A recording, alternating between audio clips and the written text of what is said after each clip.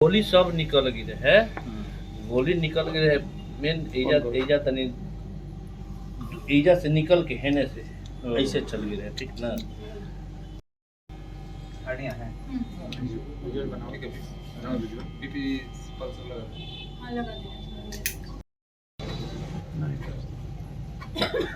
कल से आराम पानी नहीं पीला। हाँ पानी ठीक। दर्द कैसन बा? दर्द हल्का हल्का ठीक बा, बहुत ज़्यादा दर्द दिखे ना। ठीक, इनको खिलाइए, पानी उनी सब दीजिए। हाँ ठीक। लड़ाई हुआ है, होटल के ऊपर गए तो सब कोई अपना लड़ाई कर रहा था, मार रहा था, तो हम सीढ़ी पे खड़े थे, बस ऊपर से गोली चला दिए। तो कितनी गोली आपको लगी थी? 3 गोली, 2 ऐसे ही शायद। क्या कहिएगा डॉक्टर साहब के बारे में? ठीक कर दिए, बहुत बहुत धन्यवाद।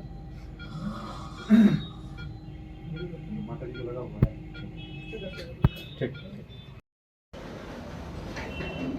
सर, साल का कल पहला दिन था और एक गन शॉट का मामला आपके पास आया था, क्या मामला था, किस तरीके का मामला था वो?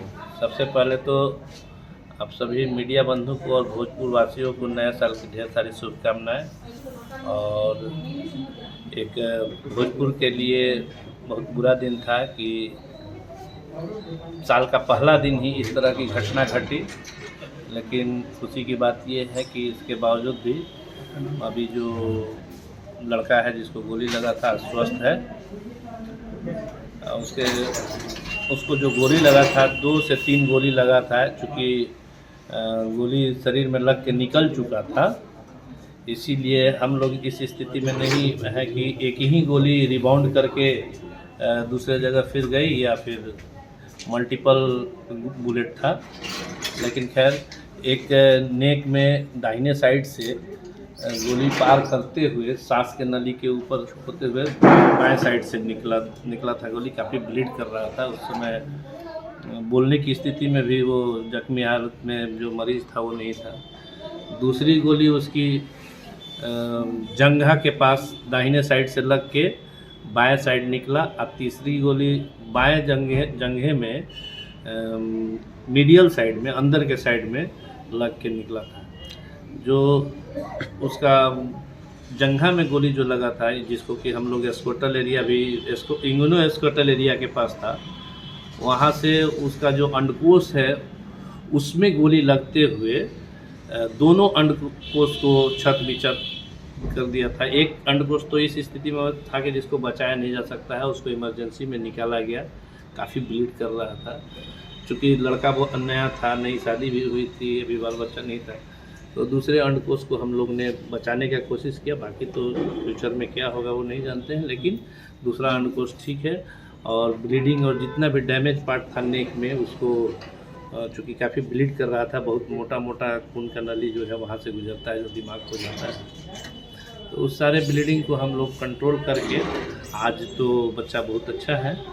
और उम्मीद कर रहे हैं कि अगला 24 से 48 घंटा ऑब्जर्वेशन के बाद हम लोग कितने सर, शरीर के जिन पार्ट में नहीं, आपको तो बताया ना कि ये एक्चुअली देख के अंदाजा। हाँ, ये बच्चा जो है गोली लगने के तुरंत बाद सदर हॉस्पिटल में गया, वहाँ पे सारा एक्सरे और ये सब चीज़ हुआ था, और वहाँ से फिर वो अपनी मर्जी से या फिर रेफरल था, कुछ ऐसा हमको नहीं था। क्योंकि हम लोग भी पूजा पाठ करके अपने परिवार के साथ नए साल के उपलक्ष्य में बाहर ही थे। पता चला कि ऐसी ऐसी घटना है। उनके एक जानने वाले जीतू चौरसिया है, जो कि आरा नगर वार्ड पार्षद हैं और कुछ राजनीतिक पार्टी से भी जुड़े हुए हैं, तो नंबर रहता है हम लोग का।